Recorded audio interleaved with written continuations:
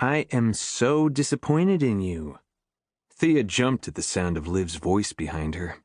Her hand slipped on the dustpan, and the entire pile of dust and debris from the wall landed back on the floor. She glared over her shoulder. Why? I leave you alone with a perfectly good bottle of wine and you ignore it to clean? It was Sunday night, and Liv had offered to put the girls to bed so Thea could apparently stare mindlessly. But Thea didn't have time for navel-gazing. She had to clean up the mess from the wall before the girls and the dog decided to play in it. Thea dumped the dirt in a trash can as Liv opened a bottle of Riesling chilling in the fridge.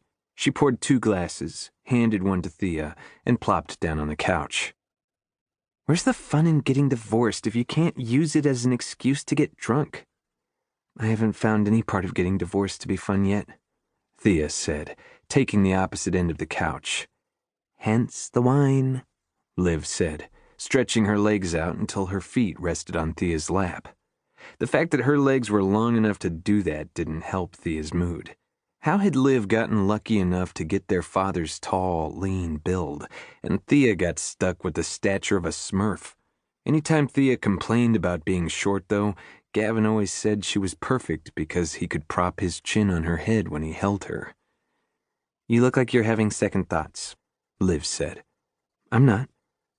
Liv tilted her head and narrowed her eyes, as if she didn't believe Thea's denial. You're making the right decision. I know.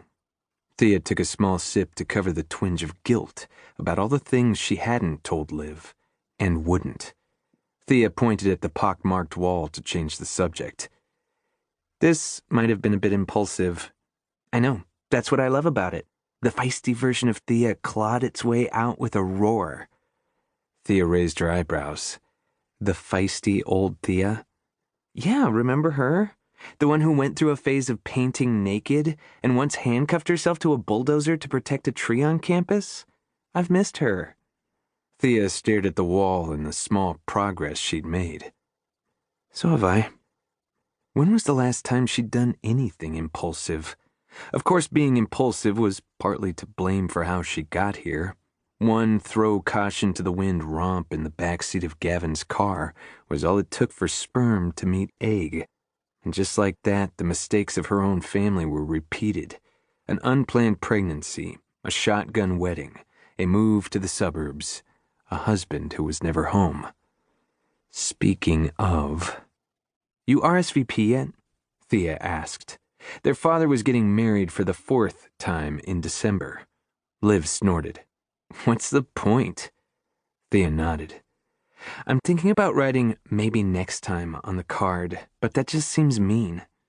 Which makes it perfect. What the hell is wrong with these women? How does he convince them to totally ignore his track record? He shows them his bank account. It really was the only thing that made sense. No woman in her right mind would look at his pattern of chronic infidelity and think, oh yeah, husband material. Liv downed the rest of her wine. She's 32. Who? Our new stepmother-to-be. Thea's mouth dropped open. I was only 6 years older than her.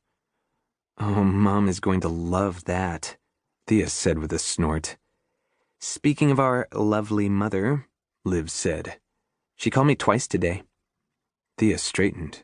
Neither she nor Liv had talked to their mother in months, each for their own reasons. I haven't called her back, Liv added. Think she knows about the wedding? Liv shrugged and took a drink of water. No idea, but I am not going to be the one to tell her. Thea winced. Yeah, that wouldn't be pretty, but neither would the alternative explanation. Maybe she heard about Gavin and me. Doubt it. She would have said something about it in her voicemail. Or called me directly. Nothing would have made their mother happier than the failure of Thea's marriage.